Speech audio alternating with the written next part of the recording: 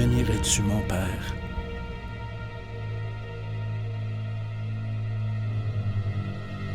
J'ai sacrifié toute ma vie pour Dieu.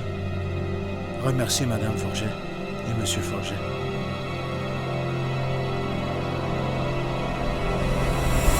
Notre Père qui es aux cieux, que ton nom soit sanctifié, que ton règne vienne sur la terre comme au ciel.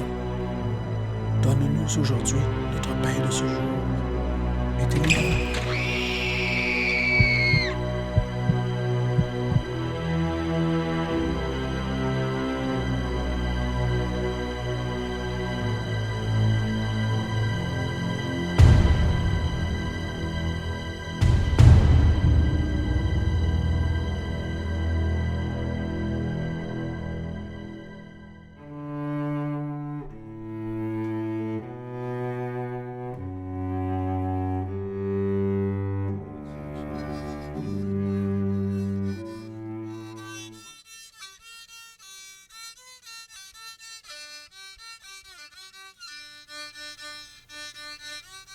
After being committed to a mental hospital for 2 years, Louis Riel was still in exile for his role in the Red River Rebellion and the execution of Thomas Scott.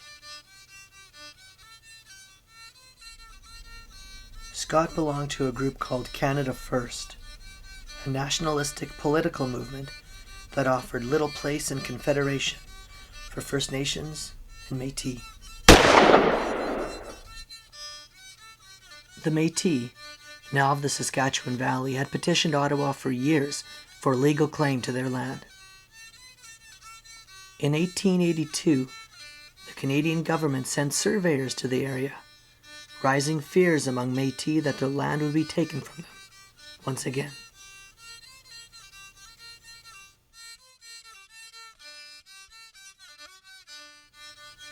Métis leader at the time, Gabriel Dumont, had not been very successful at getting the Canadian government to respond to complaints. He set out to find his old friend Riel, who was teaching school at St. Peter's Mission in Montana.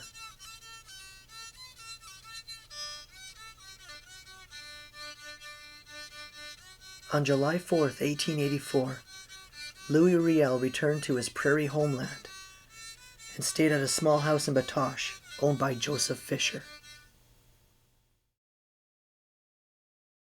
Don't forget, in the Manitoba Act, it says significantly that the Métis were promised 1.4 million acres of land as part of the compensation so that they could settle on that land. They said they never received the land, 1.4 million acres. And they said, well, you had land scrip issued after 1870 to all the Métis people around the Red River settlement. Yes, but they said, you gave us 160 acres, a piece of paper that was worth 160 acres if we could, and they, in some remote area, but they had nothing to develop the land with. And significantly enough, that the part of their argument for that case is that they brought in the Polish people, the Ukrainian people, and other Eastern European Slavic nations to occupy the land when the CPR was built. And they brought them in, and they homesteaded them, and they gave them 160 acres of land for nothing. So they're trying to say that by giving the Métis this land scrip for 160 acres, that they were extinguishing their rights as Métis people, and also it would supposedly in some remote way have accounted for that 1.4 million acres of land. And the significance of the argument is that that 1.4 million acres was never given. if you give one group of society from Europe the land for nothing, for just coming over, and then you trying to tell the Métis when they got this land that that is the extinguishment of your rights, it's a crock, it's not going to happen. Hey, hey, la belle rivière coudre pour moi, j'aime mieux que de boire avec un eau baxa. Hey, hey, la belle fille, ça me dit danser, plus de belle fun avec ma Indian squaw.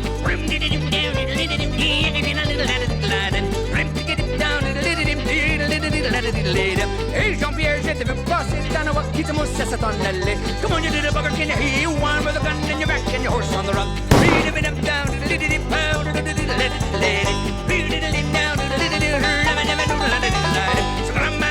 Grandpapa, mom, tu me dis, faut que tu t'en vas. Come on, you little bugger, can you hear you one? Better jump on your horse, better get gone, gone.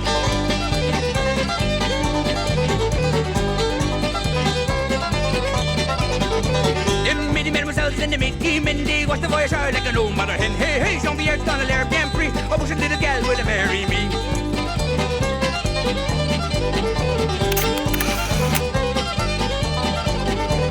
Tomorrow morning I'll go see son père. I tell him that I love his little filly there. I'll go with him to see Monsieur Le Curé. I'll tell him ding-a-ling, I'm gonna change my way.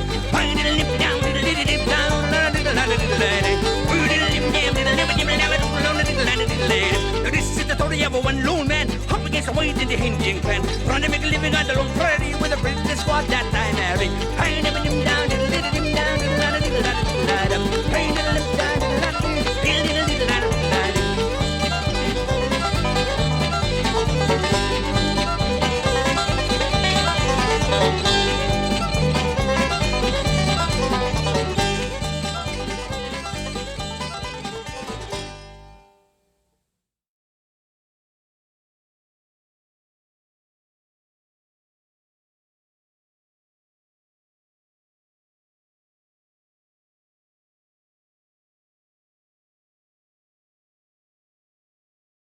Riel's main tactic was to send a petition to Ottawa outlining the combined grievances of the Saskatchewan Métis and settlers.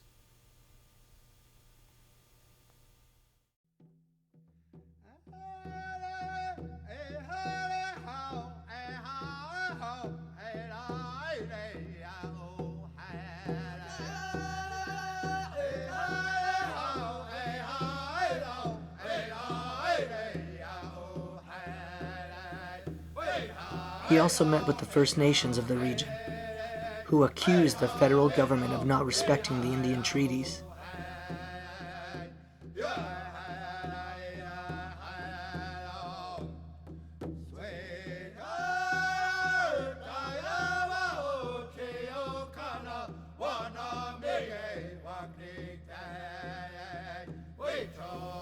Fine day.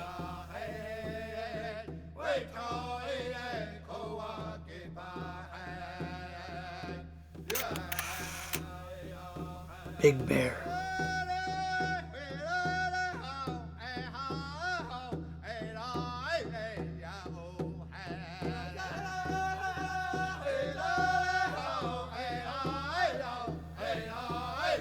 Wandering Spirit.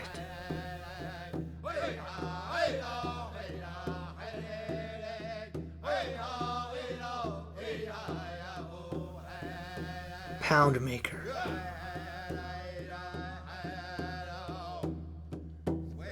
Kitaski naoma. Moi kahkiotegi udengaatig. Igua apsis kawitamigoya.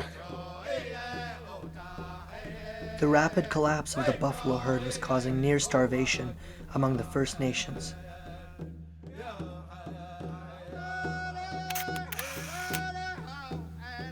Crops had been poor for years, and most settlers were facing famine. Many bands were starving, and Ottawa showed indifference to their plight. This was exacerbated by a reduction in government assistance and by a general failure of Ottawa to live up to its treaty obligations. Riel increasingly believed he was a prophet from God, sent to lead his people. He had been plagued by religious delusions in the past, and now his visions and militancy were becoming stronger.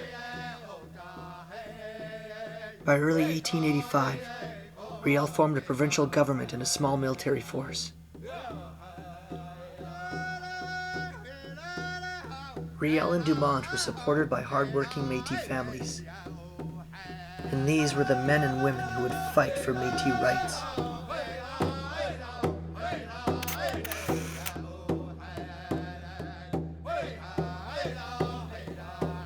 Gabriel Dumont was the general of the Métis army when the Métis were committed to armed rebellion. Riel's words were threatening, suggesting the Métis would fight to the death for their cause. To help the mounted police and Winnipeg's 90th Battalion, Ottawa was sending 500 additional Canadian troops to intimidate the Métis, led by Major General Fred Middleton.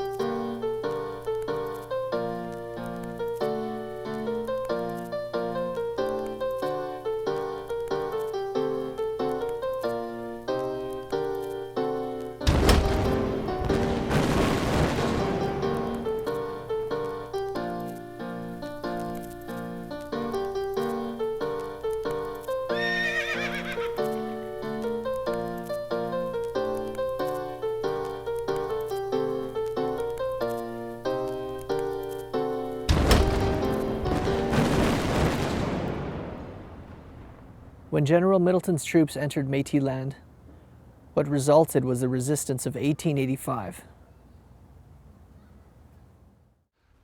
Let's see. Battle of Fish Creek this is where the Métis general, shall we say, Gabriel Dumont, Riel's battle general, decided that he was going to. He knew the troops were on the way. They had scouts out. And of course, what happened there was he decided to intercept them, and he went to Fish Creek a few miles away, and attacked General Middleton's troops as they were advancing on Batoche. And the consequence of that, he held them up, and they took casualties on both sides. But I think they killed about 20 of the General Middleton's troops. But once again, they withdrew. This is the Battle of Cutknife Creek. It led up to a certain time. Prior to the actual time when General Middleton's troops actually confronted the Métis, shall we say, guerrillas, or the fighters in their rifle pits at Batoche, and it led up to that.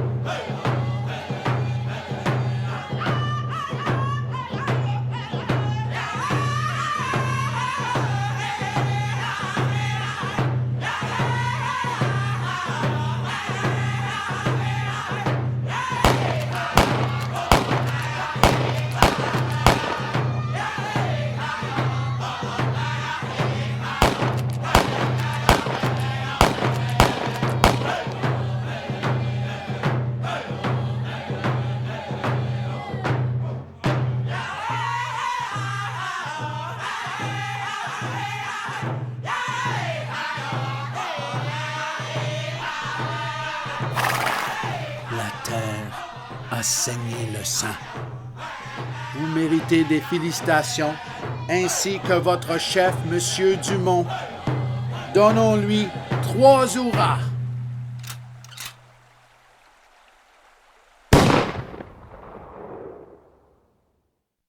The Métis fought valiantly, but unfortunately they didn't have the ammunition. Like Middleton had brought in a couple of cannon and also the Gatling gun. And of course, I don't know, 800,000 troops, military fashion, English style. He was an English general. And of course, this is the capture of Batoche, where eventually the Métis ran out of ammunition for the most part. They were firing nails and everything in their guns back at the attacking troops. And finally, they just ran out of ammunition. A lot of them were killed, and they were overrun by the attacking troops with their bayonets. And a lot of them were bayoneted right in the trenches. And essentially, the Battle of Batoche was over.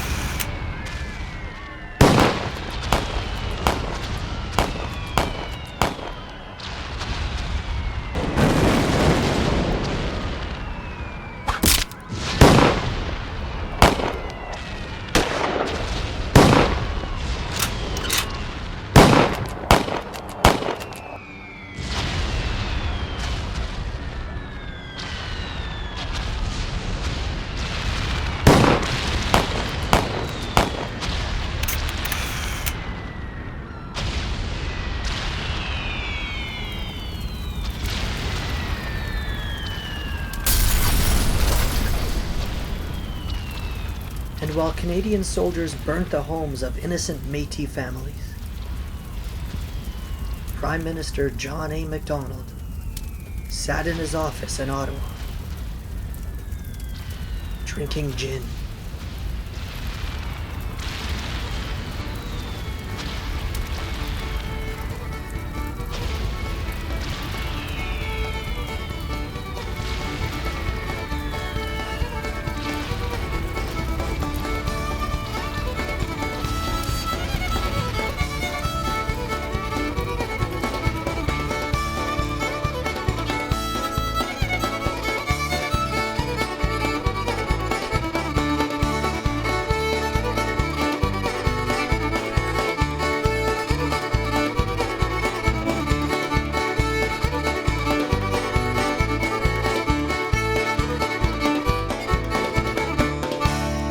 But to get back to the Battle of Batoche again, I don't know what significant things came as a result of that. Well, Louis Riel surrendered.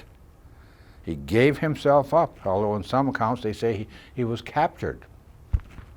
Gabriel Dumont, he knew they were after his head too. He fled to the United States. And apparently he got amnesty from the government after that, and so he did come back, and he ended up living near Saskatoon.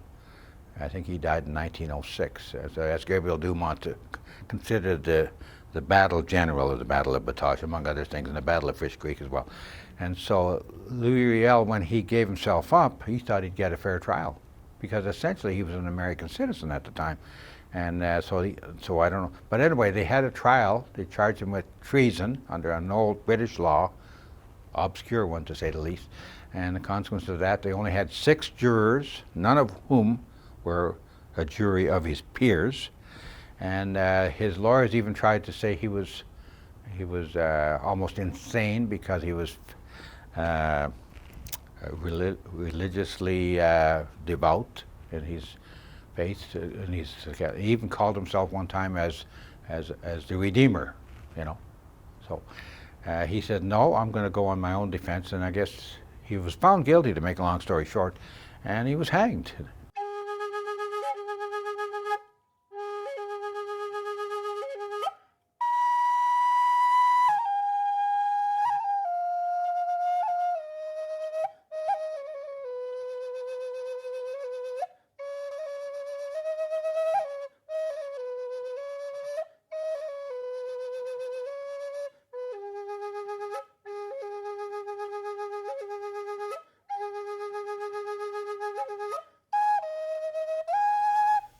Poundmaker surrendered to General Middleton.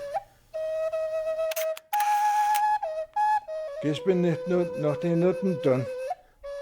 Mo den gaan mig godt. Nigihin gaan. Rapasquark. Nieta peotiga bidohtian. Muigatten gojan. Matsaga. Kahki jogi koi istigispaik.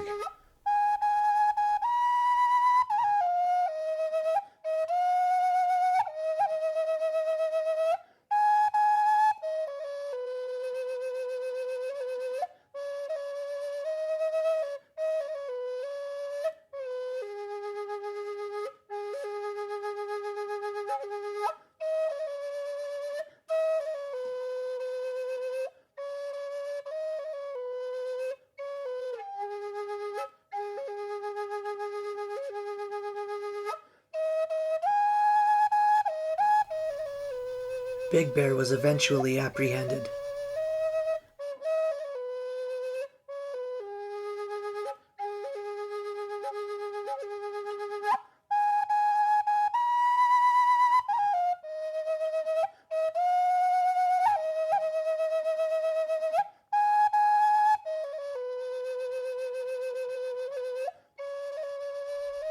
La vie, sans avoir la dignité d'un être intelligent, ne vaut pas la peine de l'avoir.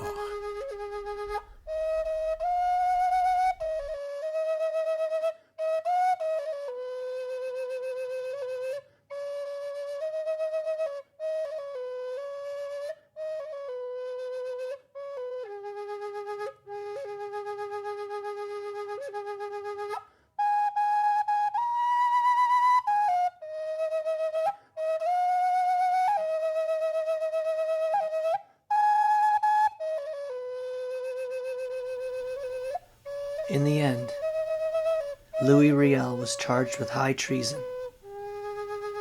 and hanged by the neck in Regina.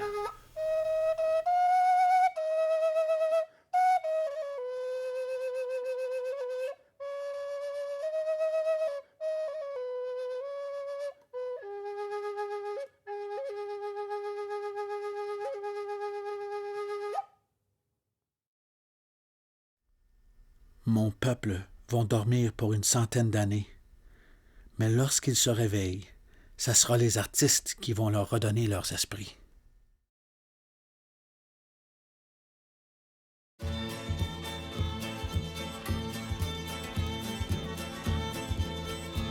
In 1884, half-breed horsemen knocking at the back door. Louis, Louis, you're wanted by the people are hungry, people need food. Down the traders and the buffalo skinners, they send them back from where they came and bring the good days back again right now. Send them back and find a right town. There's a half-breed scout and a five-pot camp, then on the Pasqua, Big Bear, everywhere he urged in his back up. He told them there he was, laying on the wisdom, the people are hungry, they just stand a dying now. Well, the priests are upset and the agents up and angry. Letters are flying from each seat to water wall. Better stop the man no matter what the cost is. Louis Riel is putting down the system. Defeated, for Rome in the jailhouse now. Old Middleton's met the Fish Creek fight. They're running like the devil from the half-breed mine. Beaten by the breeds of outlaws. Showed up later at the town of Batasha with the Gatling guns. They're ripping up the ground and the half-breed bullets shaking up the sky. It sure is a good day to stand to die right now. Against oppression and we're fighting right now.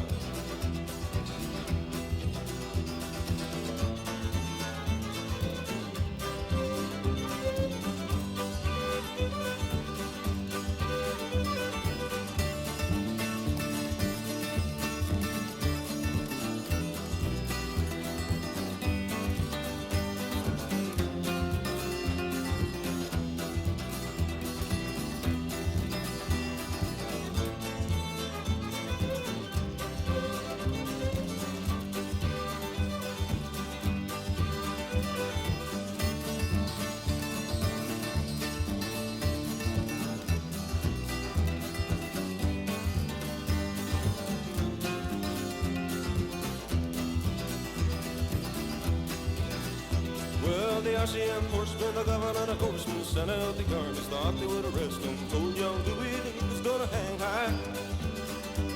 Well, you can't get away with putting down the government. I beat it, throw 'em in the piss can now. Well, the rest of the story has often been told. They hung young Dewey so brave and so bold. Tried so hard for working for the people, gave him his life for working for the people. I know another man who did that too, that hung on a cross in Calvary, working for the people against oppression, and it took his life.